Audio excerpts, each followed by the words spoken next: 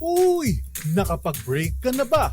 Nakapag-relax ka na ba? Saan ka man nagtatrabaho, mapa-opisina man o work from home o mula mismo sa pwesto, sasabayan namin ang break time mo. Sasabayan namin ng mga balita at komentaryo, mga panayam ng mga taong viral ngayon. DZRH Break Time!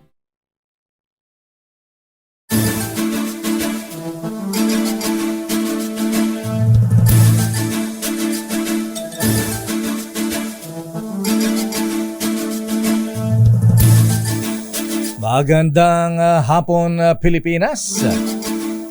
Ako po si Delio Macalma. Ako naman, Thea Petro Corpuz. At narito ang headlines ng ating mga balita ngayong araw ng Lunes at 16 ng buwan ng Oktubre. Presyo ng petroleum products may dagdag bawas sa bukas. Diesel may tapyas o rollback na halos sa piso. Hindi pa sinagad sa piso, 95 centavos lang. Halos lang lakay. Oo. Gasolina may taas sa presyo naman. Grupong Manibela idineklarang tagumpay ang kanilang transport strike. Transport strike ng Manibela bigong maparilisa ang Metro Manila ayon naman sa MMDA. Window hour ng number coding sa Metro Manila, balak suspindihin ng MMDA sa holiday season. Traffic na naman. Pangulong Bongbong Marcos sa biyaheng Saudi Arabia sa Huwebes. Hari ng Saudi Arabia kausapin sa kaso ng mga Pinoy workers. 3 OFW na namatay sa Israel bibigyan ng tig 300,000 pisong ayudang pera, libreng burol at libing ayon yan sa Malacanang. Oy, good news, mga eroplano ng Philippine Air Force. Handa na raw lumipad sumaklolo sa mga Pinoy sa Israel sa worst case scenario. Abay, huwag nang maghintay pa. Abay, yung ibang bansa ay sumundo na. nagpalipad na ng kanilang Air Force plane, Chile at Brazil. Naiuwi na yung kanilang mga kababayan sa kanilang bansa. Nahack na website ng Kamara iniimbestigahan ng DICT. Tiniyak na walang nakasuhang o nakuhang sensitibong impormasyon. February 25 ng bawat taon, inihirit sa Kamara de Representantes na ideklarang regular non-working holiday. 147 million pesos jackpot prize nasungkit ng nagsosolong lotto winner. Galing Sarap naman, kaswerte naman yan. Sana all. Samantala sa detalye ng ating mga balita, ayan mga kuya, ay full tank nyo na. May dagdag bawas sa presyo ng petroleum products sa bukas October 17. Batay sa anunsyo ng mga oil companies, may 95 centavos. Di pa ginawang piso. O may butal pa. Ang bawas sa kada litro ng diesel, mga mga jeepney drivers. At ganun din sa kerosene. Ang gasolina naman ay magkaroon ng oil price increase. 55 centavos sa kada litro. Matapos ang sunod-sunod na presyo noong matapos ang tapyas presyo o rollback noong nakalipas na linggo. Ang oil price adjustments ay nakadepende raw sa galaw ng presyo ng petroleum products sa world market. Sa ibang balita, idineklara ng Grupong Manibela na naging matagumpay ang kanilang ikinasang tigil pasada ngayong Lunes. Ayon kay Marval Buena, pinuno ng Manibela, mangilan-ngilan lang ang bumiyahe sa mga kalsada sa National Capital Region na kanilang nadaanan. Dagdag pa niya, halos paralisado ang NCR dahil maging ang mga hindi miyembro ng kanilang grupo ay sumama sa kanilang protesta. Samantala, nang tanungin tungkol kay LTFRB whistleblower Jeff Tumbado, sinabi ni Valbuena na hindi na sila nag-uusap mula nang bawiin ni Tumbado ang expose. Kinumusta at pinag-iingat rin nito ang dating opisyal dahil simula pa lamang ng umano ito ng kanilang laban sa umano'y katiwalian sa LTFRB. Samantala kasama sa kanilang protesta kanina sumugod ang grupo ng mga jeepney drivers na kasapi ng manibela sa tanggapan ng LTFRB. Mula sa UP Diliman, Quezon City, nagmarch ang mahigit 50 drivers at supporters at nagkilos sa protesta sa harapan ng tanggapan ng LTFRB. Hiniling nila ang resignation ni suspended LTFRB Chairman Teofilo Guadis III at hiniling din na ibasura ang PUV Modernization Program o pag-phase out sa mga traditional jeepneys na magdudulot daw ng maraming mawalan ng hanap buhay. Maraming pamilya magugutom at ng mga anak nilang matitigil sa pag-aaral. Sa report ni Val Gonzales, nabigo ang manibela na paralisahin ang biyahe ng mga pasaherong jeep sa National Capital Region. Halos maubos ang jeep na biyaheng Pasig-Quiapo dahil sa tigil pasada ng grupong Manibela. Kung mayroon mang dumara ang jeep sa rutang ito ay puno ng mga pasaherong papasok sa trabaho. Nagsuspindi ng face-to-face classes ang maraming kolehiyo at universidad sa Kalakhang, Maynila dahil sa tigil pasada. Sa kabila nito, tuloy pa rin ang biyahe ng mga modern jeepney at UV Express sa iba't ibang ruta. Handa naman ang pamahalaang lokal ng Pasig na mag-deploy ng mga libreng sakay para tulungan ang mga commuter na apektado ng naturang tigil pasada.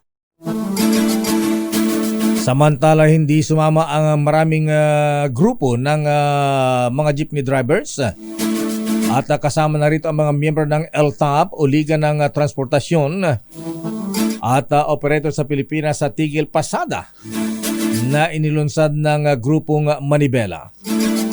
Sa panayam ng DZRH kay Lando Marquez, leader ng LTOP, hindi sumama ni isang miyembro ng LTOP sa tigil pasada saan mang lugar sa Pilipinas. Ang LTOP ay bahagi ng tinatawag na Magnificent Seven o grupo ng malalaking organisasyon ng mga jeepney drivers sa ikinasang tigil pasada ng Manibela. Binanatan din ni Calando si Mara Balbuena, leader ng Manibela, sa pahig nito na kakausapin siya ng Malacanang ukol sa isyu ng Jeepney Modernization Program. Narito si Calando Marquez. Dapat tumigil na raw po kami at wala na daw kaming mga membro. So ito po ang nagpapatunay sa ating Pangulong BBM dahil nga direin mo Sir Deo kahapon. Pinangalindakan niya kahapon. Nakakausapin daw siya ng Pangulong BBM kahapon para lang itong problemang ito. Kaya ang aking pakiusap, Sir Deo, huwag sanang magpa-hostage ang ating gobyerno dahil nga binigyan pa ng welcome breakfast, Sir Deo, doon sa Kamkrami.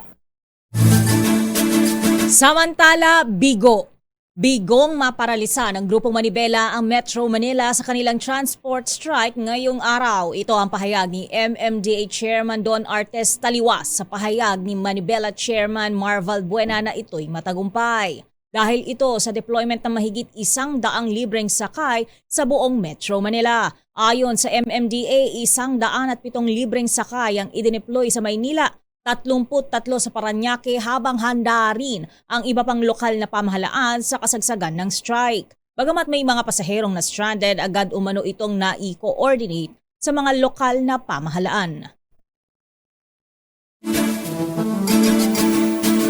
Parang wala naman.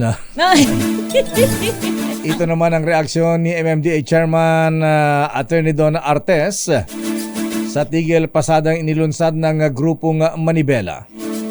Sa panayam ng DZRH, sinabi ng Artes na exaggerated ang pahayag ng grupong Manibela na mahigit 200,000 ang sumama sa kanilang transport strike. Ilang lugar lamang anya ang nagkaroon ng tigil pasada at nagdaos ng maliit na kilos sa protesta. Nagbabala ang MMDA na kakasuhan at hatakin ang mga jeepney na magbabalandra ng kalasakyan sa LTFRB office o kaya ay sa Malacanang. Narito si MMDA Chairman Artes. Actually, parang wala naman po eh. Hindi naman po natin minamaliit, pero wala naman po tayong nakita na mga activities except mga pocket rallies na may ilang miyembro, may dalang placard na agad naman po inasistihan ng ating kapulisan. So pag meron pong report na may nagrarally, kagad po meron po silang strike team sa bawat lugar. Kagad po nilang pinupuntahan para nga po proteksyonan din yung realista at yung pong mga bumibiyahe kung sakaling maisipan po nitong mga nag-i-strike na harangin or turuwisyon yung mga bumibiyahe.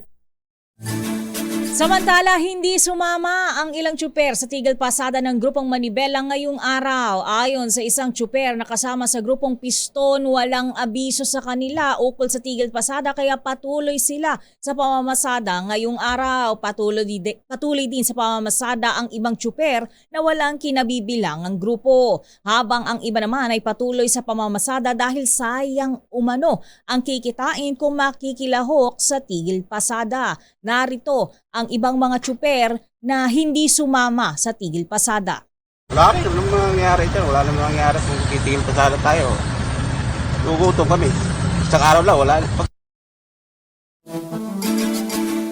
Samantala, nasa ating linya ang Pangulo ng Manibela na naglunsad ng tigil pasada kanina hanggang ngayon. Alamin nga natin kung ano ang epekto ng kanilang protesta kanina. Umabot nga ba ng mahigit 200,000 ang sumama kasi parang nangantyaw si Chairman Artes ng MMDA. Sabi, parang ala naman. Ayan. Pero sabi ng grupong Manibela, tagumpay. Anyway, alamin natin kay Ginoong Mar Balbuena kung ano ang epekto at gaano kalawak ang kanilang tigil pasada kanina. Kamara Balbuena, magandang hapon po sa inyo. Magandang hapon po. Ayan na, Mar, si Deo at Miss Thea. So ano ang inyong assessment? Tagumpay ba? Marami ba ang sumama sa inyong tigil pasada at naipahatid nyo ba ang inyong mga hinaing at kahilingan sa pamahalaan? Actually, kami po yung nasa labas, Sir Deo, Yung nagsasalita po na nakakausap nyo, nandun lang sa opisina, nagpapalamig. yung mga tao na nila sa labas, pwede rin hindi nagsasabi ng totoo sa kanila. Ano po? Una po na ibabalik ko yung tanong. Sabi niya, may strike ba? Bakit kayo nagsuspinde? May strike ba? Bakit may libreng sakay? May strike ba? Mapaparalyze ba namin? Kaya po ginawa niyo yung pagsuspinde at yung libre sakay? Kasi ultimo mga modern na unit, wala po halos kami makita sa kalsada.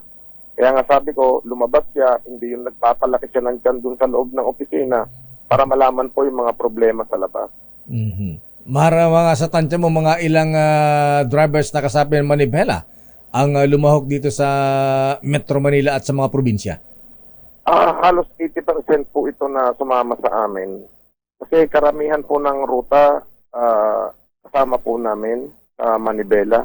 Although yung kabila po, yung ibang grupo nagpahayag ng suporta, may mga sumama naman po sa atin na miyembro nila at hindi po biro dahil marami din po. Kahit po yung kanilang panguluhan o pamunuan ay hindi po sumama sa atin. Sa ibang lugar hanggang ngayon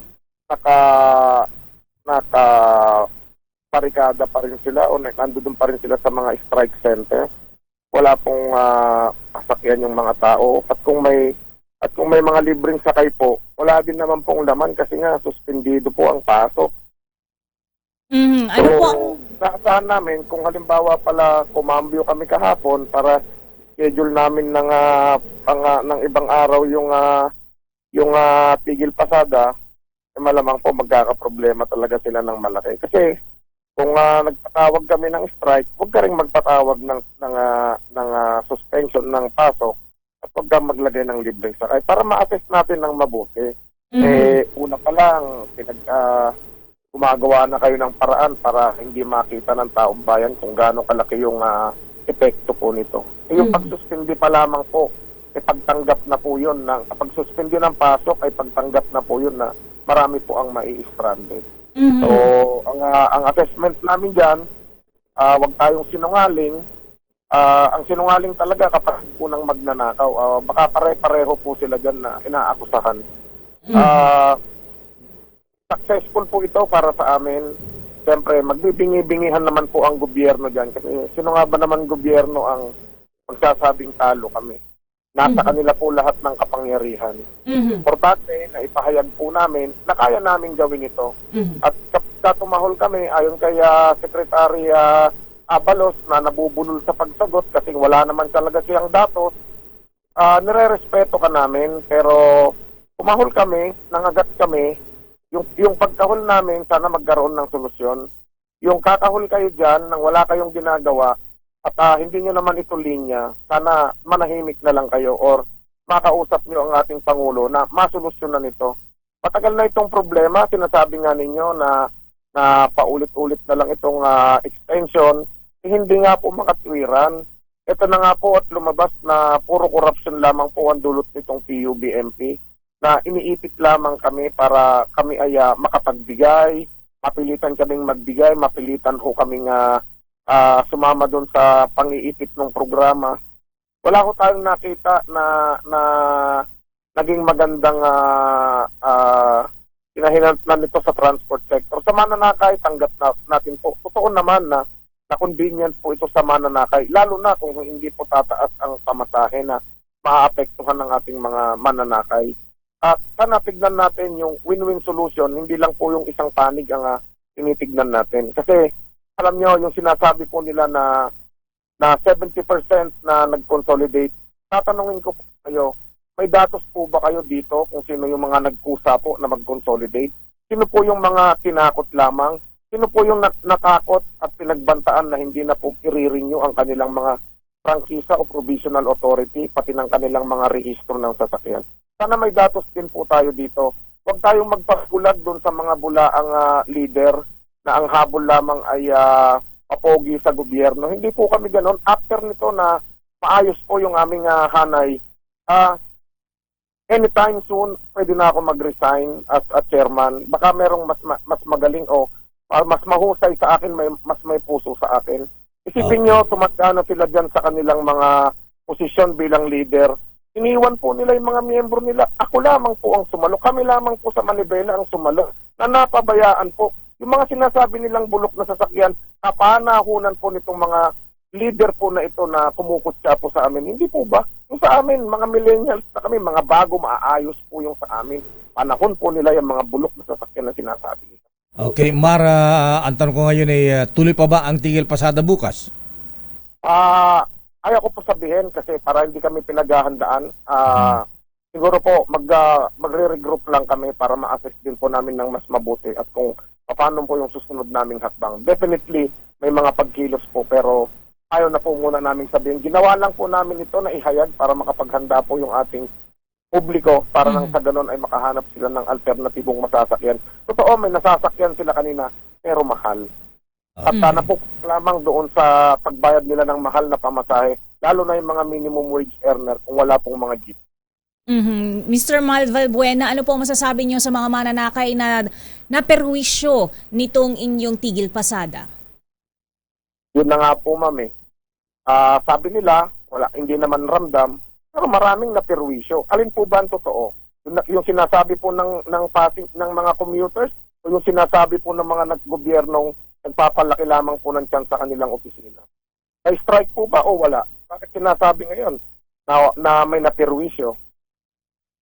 Okay. Maraming salamat, Mara Balbuena. Thank you. Magandang hapon. Maraming salamat po sa inyo at maraming salamat po sa pagkakataon. Kaibigan, ginong Mara Balbuena, ang Pangulo ng Manibela. Tayo. Ay pang sabihin kung tuloy po ang kanilang tigil pasada bukas. Surprise attack, lakay. Para hindi mapaghandaan. Anyway, sa bagay, naipabatid na yung kanilang hinaing, siguro naman tama na yon. At kung hindi aksyonan, at sa panig naman ng gobyerno, LTFRB Guadis, anyway, under me to Secretary Jimmy Bautista, siguro po ay pakialaman po ninyo ito at ayusin itong problemang ito. Dahil sa totoo lang naman ilang libong pamilya din po ang magugutom. Ilang libong mga estudyante ang matitigil sa pag-aaral kung ife-phase out No. ang mga traditional jeepneys dito sa Metro Manila at sa buong bansa. Legitimate naman yung kanilang kahilingan, kaya aksyonan nyo rin ito. Babalikan po natin mahabi ilang pang detalye ng ating mga balita. Naku, yung window hour ng number coding ngayong holiday season. Dahil sa sobrang traffic, bumper to bumper. Ha? Ay, sobra lakay. Baka daw suspindihin po ng MMDA. Samantala, Pangulong Marcos tuloy ang biyahe sa Saudi Arabia sa Huwebes. Kakausapin ang hari ng Saudi sa kaso ng mga Pinoy workers. Naku, marami nakulong at mga hindi nababayaran. Samantala, mga eroplano ng Philippine Air Force handa raw lumipad at i-relocate o kaya sakluluhan ang mga Pinoy sa Israel. Sa worst case scenario, baka mahuli tayo sa pansitan na General Browner, Secretary Gibo. At February 25 ng bawat taon, hiniling sa Kamara na ideklarang regular non-working holiday. At sa mga tumataya sa loto, bakala nyo wala nang nananalo, ha? Meron, ayan. Eto po, kaswerte naman itong nanalo. Taga saan kaya ito, ha? Sana kamag-anak ko ito, makain ng balato. Doon man lang lakay. Oh, 147 million pesos na panalunan na isang solo winner. Paswerte naman niya. Sana marami ang winners, Mr. Mel Robles. 147 million. Ang detalye po ng mga balitang yan sa ating pagbabalik sa ating palatuntunang Break Time. RH Break Time. Oras sa Mr. Michael is my guy, Mr. Cesar Lee, Dr. Isa Suntay. Bilis na oras. Alas 4:28. Ibubulong ko sa'yo. Do you know that I love you very, very much? That I'll awake on Christmas morning and find my stockings filled with you.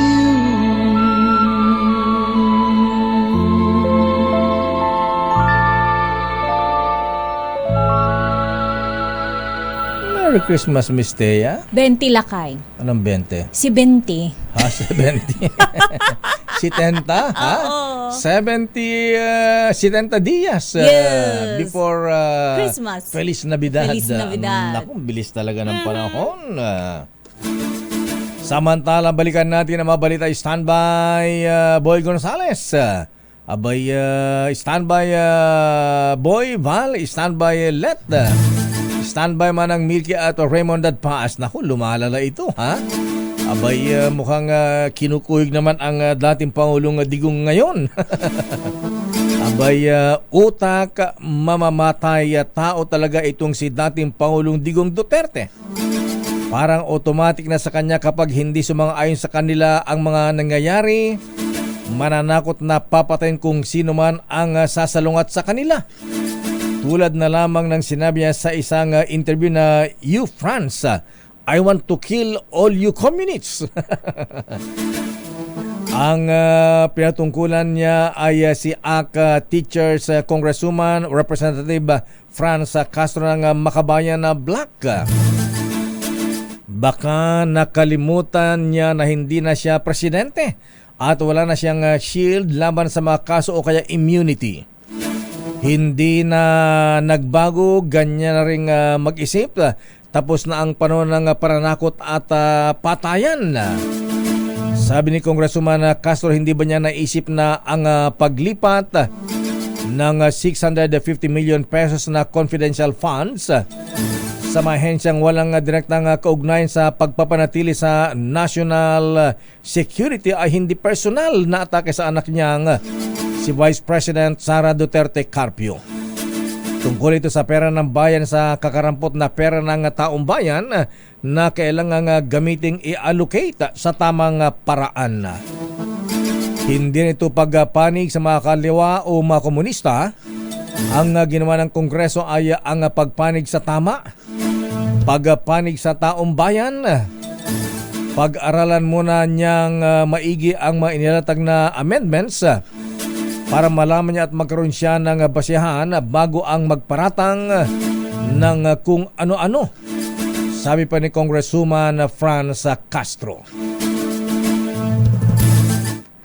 Samantala, biyaheng Saudi Arabia si Pangulong Bongbong Marcos sa Huwebes, October 19. Sa press briefing sa Malacanang, sinabi ni DFA Assistant Secretary for ASEAN Affairs Daniel Espiritu na dadalo ang Pangulo sa kauna-unahang ASEAN Gulf Cooperation Council Summit sa Riyadh. May nakatakdaring bilateral meeting si Pangulong Marcos sa mga leader ng Saudi Arabia at Bahrain. Kukumustahin din ng Pangulo ang Filipino community sa Gulf countries na binubuo ng Saudi Arabia, Bahrain, Kuwait, Oman, Qatar at United Arab Emirates. Isa sa mga posibleng matalakay sa pulong ng Pangulo at ng Hari ng Kingdom of Saudi Arabia ang hindi pa nababayarang sweldo ng libu-libong OFWs epekto ng nabangkaroteng mga construction companies. Samantala, eto na ang mga matitinding report. Abay, mukhang kinukuyog ang dating Pangulong Digong ngayon.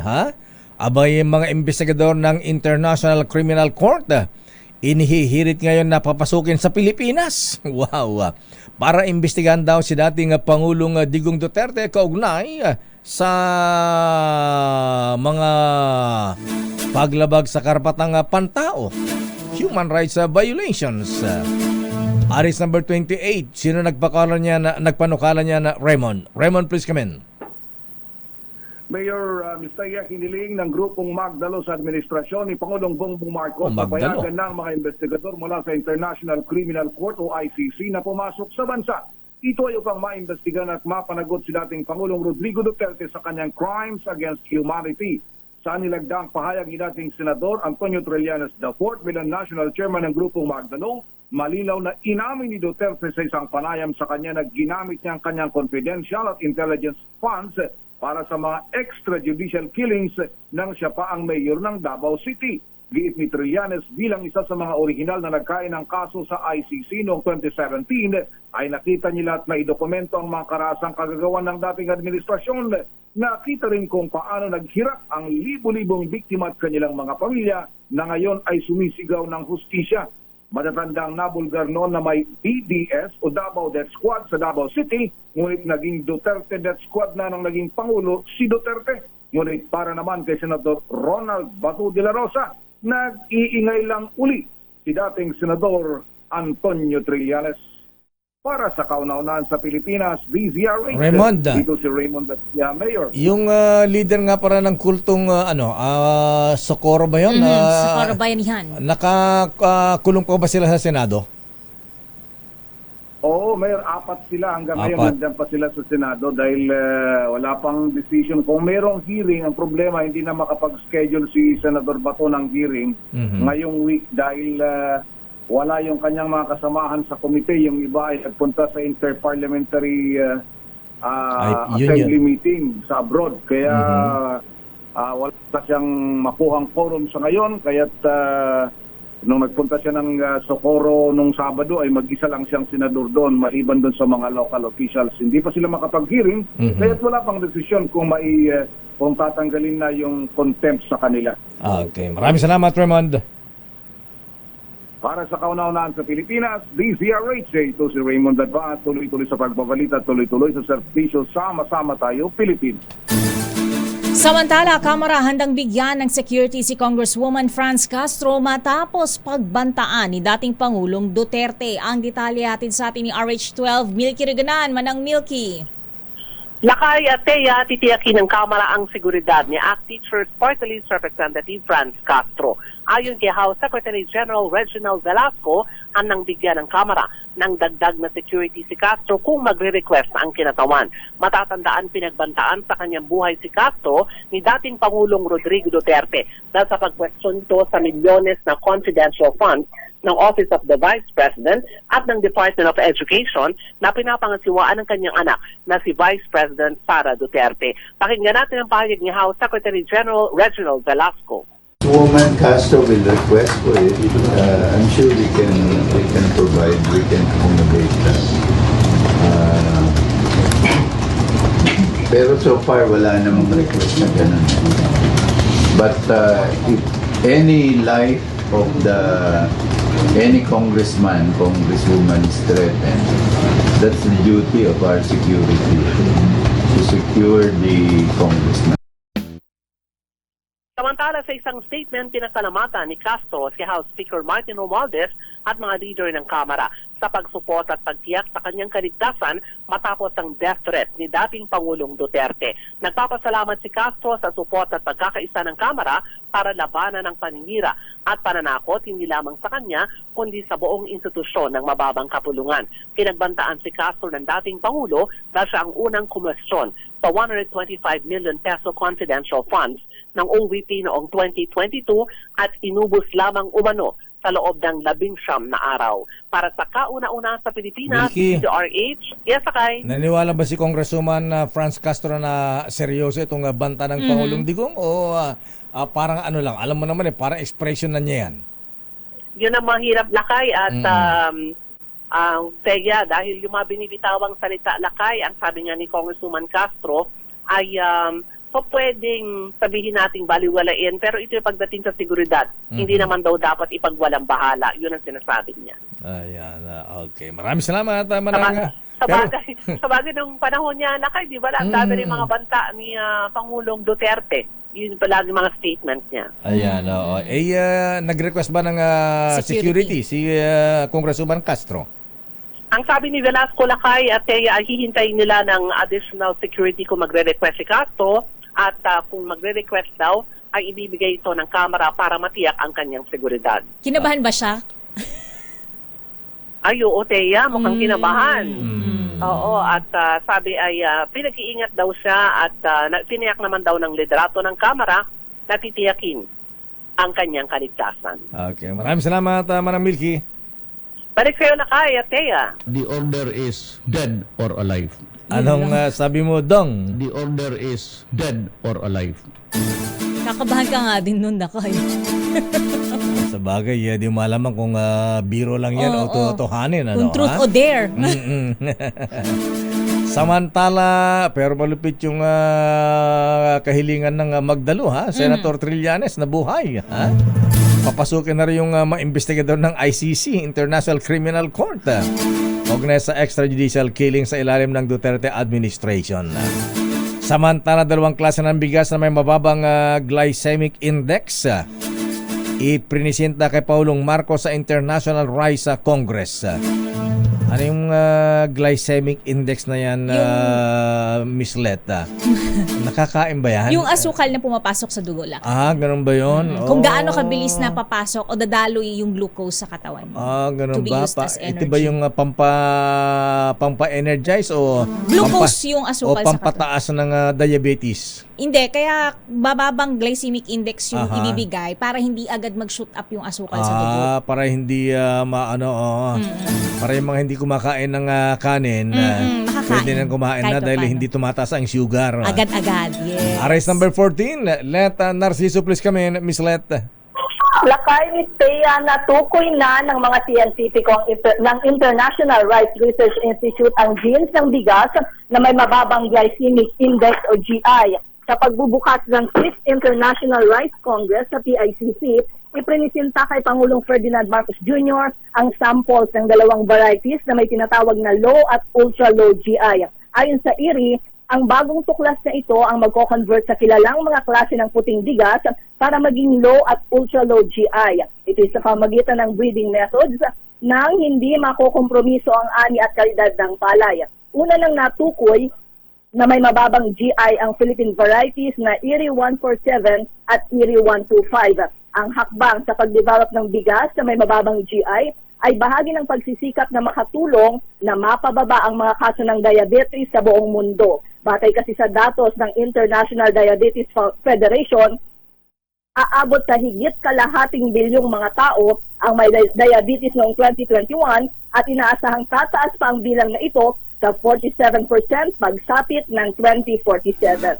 Para sa kauna-unahan sa Pilipinas, DZRH, ito si Let Narciso, tuloy-tuloy sa pagbabalita, tuloy-tuloy sakay. Wala bang order nating Commander-in-Chief, Pangulong Marcos, na magpalipad ng eroplano sa Israel? Abay, baka mapag-iwanan tayo, ibang bansa, nire-relocate na, nagpapadala na kanilang Air Force plane sa Israel at inililikas yung kanilang mga kababayan. Oo, Lakay, ang sabi Lakay ay hinihintay yung na magbukas yung humanitarian corridor. Hindi pa mabukas. Bakit? Hindi pa Lakay, hindi pa daw, wala pang abiso. Bakit yung mga taga Chile at saka Brazil, nakapasok yung kanilang aeroplano, naiuwi na yung kanilang mga kababayan. Nasundo na yung mga kababayan. Baka mamaya mahina tayo sa dyan, diskarte. Oo, yun ang dapat malaman Lakay kasi nung nakausap na ni Pangulong Marcos yung kaanak nung pangatlong Pinay na namatay dun sa Israel. Yan din yung binanggit niya na inaasikaso, sinisikap, ginagawa ng paraan na agad mapauwi yung labi ng mga namatay. At ang hinihintay nga ay magbukas yung humanitarian corridor dahil handa naman ang pamahalaan para sa repatriation. Okay. Maraming salamat, Ms. Let. Balik sa inyo Lakay at Miss Thea. Maraming salamat, Ms. Let Narciso mula sa Malacanang at kaugnay sa mababang glycemic index ng bigas. Maganda yan. Pero siguro hindi priority, Mr. President. Ang kailangan natin sapat na bigas. Ayun. Anin natin mga glycemic index na ganyan. Kung gutom. Gutom naman natin kababayan mamahihirap. Walang mabiling murang bigas. Ayan. Although na maganda yan, pero priority muna yung sapat na supply at mababang presyo ng bigas. At dahil gusto mo Lakay ng mababang presyo ng bigas, 25 pesos ang kada kilo ng bigas mabibili sa food terminal sa Bacolod City. Ha? Bacolod? Malapit na Lakay dun sa 20. Mayor Albi Benitez, padala ka nga rito, ha? Mura pala ang bigas yan. Mayor Albi, ha? Where na you? I-detalye mo, RH5 Val Gonzalez. Val. Mr. Thea at Mayor, sa pamamagitan ng partnership ng Federation of Irrigators Association of Central Negros sa ilalim ng National Irrigation Administration o NIA, ang provincial government ng Negros Occidental ay makakabili na ng murang bigas sa nabanggit na probinsya. Ayon kay Pedro Limpangog, ang presidente ng federasyon, 10% ng kabuuan nilang produksyon ngayong anihan ang ibabagsak sa food terminal market ng Negros Occidental. 25 pesos ang magiging bentahan dito sa bawat kada kilo ng bigas. Ang programa ay bahagi ng layunin ni Pangulong Ferdinand Bongbong Marcos Jr.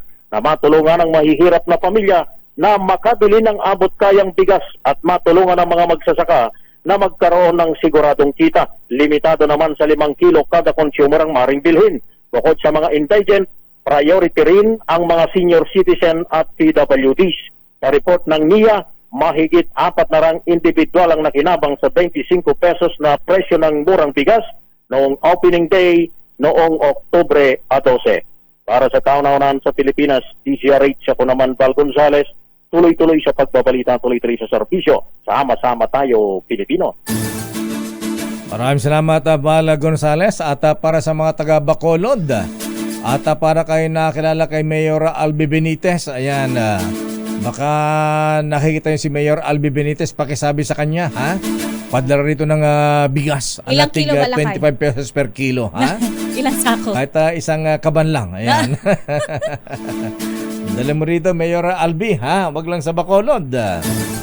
Babalikan po natin ilang pang detalye na ating mabalita. Hala, kandidata ng Miss Grand Philippines 2023. Abay, ilang araw nang nawawala. Aba, missing. Ano nangyari? Kinidnap, ha? Babalikan po natin ang ilang pang detalye na ating mga balita. Pero batiin mo natin itong mga nanonood sa atin, Miss Thea, ha? Abay, una-una, ayan, yung mga taga-NBI nanonood sila sa atin, ha? Ayan, NBI Security Management Division. Bandang hapon ka na, Kuyang Chester Gans. Aba, siyempre si David Director Jose Jojo Yap. Gandang hapon po sa inyo mga brethren at ganun din abay nakikinig din sa atin si Dean Attorney Abraham Kaabe Espejo. Aba, birthday ba? Papainom ba ng MP Light? Binabay nila General Kalima at General Brillantes. Lakay, batiin ko na rin yung Sino? management and staff dyan sa Aquawood Garden Resort Hotel and Restaurant. Ang mga bukal daw ng Quezon Lakay ay nakatutok sa DZRH. Oh, sina Mayor Bonggaling. Ayan, maraming salamat Mayor kay Bonggaling. Luding Bonggaling. Ayan siya, Lakay. Ludibico. Ayan. Mayor Bonggaling. Balita ko, ang galing-galing ng mayor dyan sa Nagkarlan ba? Candelaria. Candelaria. Candelaria pala. Naiba ang bayan. At batiin din natin yung mga taga Manila Bulletin na nanonood sa atin. Ayan na sina parang Rocky Nazareno. At sina Manong Sani Coloma. At minsan pang nagbabalat sa publiko ang pagkor na wag at tangkilikin ng illegal online gaming upang hindi mabiktima na anumang katiwalian. Ayon kay Pagcor Chief Altenco, ang paglawak sa illegal gambling activities ay isang uri ng krimen. At bilyong pisong kita rin na magamit sa ilang programang pangmaralita ang nawawala sa pamahalaan. Ayon ikayat ng Pagcor ang mga gaming aficionados na bumahagi lamang sa mga licensed online-based gaming tulad ng electronic games at electronic bingo. Ang kinikita ng Pagcor mula sa legal online gaming operations ay sumusuporta sa mga programa ng gobyerno katulad ng 4Ps, pagkakalob ng health facilities, pagtatayo ng school buildings at evacuation centers, at pagsasanay sa mga atletang Pinoy. Oras 5 minuto bago sumapit ang alas 5. Misa Aliyah Catlo de Fort, batiin lang natin ng happy birthday pa si dating Secretary Batang-Bata, ayan, dating DepEd Secretary Liling Briones. Hi Lola Liling, how young Lola? Kumusta ba ang jogging natin sa UP, ha? Ayan. At happy birthday din kay dating Secretary Vitaliano Aguirre, aba, taga Quezon ito, ha? At siyempre si dating Labor Secretary Super Sexy Nieves Confessor. How are you, Secretary Super Sexy Nieves? At happy birthday din kay Kuyang Governor Boboy Kua ng Catanduanes. Alaba tayo dyan, Kuyang Boboy. At happy birthday din kay Bossing Ronald Mascareñas ng Chukstugo. Pala ko, babaha ang Chukstugo ngayon, ha? Abay, yan ang kailangang masarap na ulam at purutan pagka uminom tayo ng Emperador Coffee Brandy. Yan, may chaser pa, ha? Happy birthday din Mr. Anthony Fernandez ng Smart. At ganoon din kay Maring Joy Melendres. Happy birthday, Mare. Jerry Epak ng Jim's Coffee. At ganoon din happy birthday kay Mr. Joy Sim, Mr. Danny Estropia, at Kuyang Mr. Lepron Platoon mula sa Pasay Travelers at mula sa Sandigan 82. Samantala, pinag-aaralan na ng MMDA na suspindihin ang window hour ng number coding ngayong holiday season.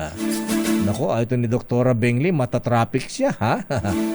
Sa panayam ng DZRH, sinabi ni MMDA Chairman Atty. Don Artes na kanila inoobserban kung lalong bibigat ang daloy ng trapiko habang papalapit ang Pasko. Siyempre naman, Chairman, kapag natuloy, magiging maghapon na ang number coding scheme sa Metro Manila. Narito si MMDA Chairman Artes. Pinag-aaralan po namin kung bibigat po talaga yung daloy ng traffic sa mga darating na araw habang lumalapit yung Kapaskuhan. Baka i-suspend po namin yung window period. Wala pa pong definite date yung implementation, if ever. Magkukonsulta pa rin kami at i-observe muna po natin sa mga darating na araw.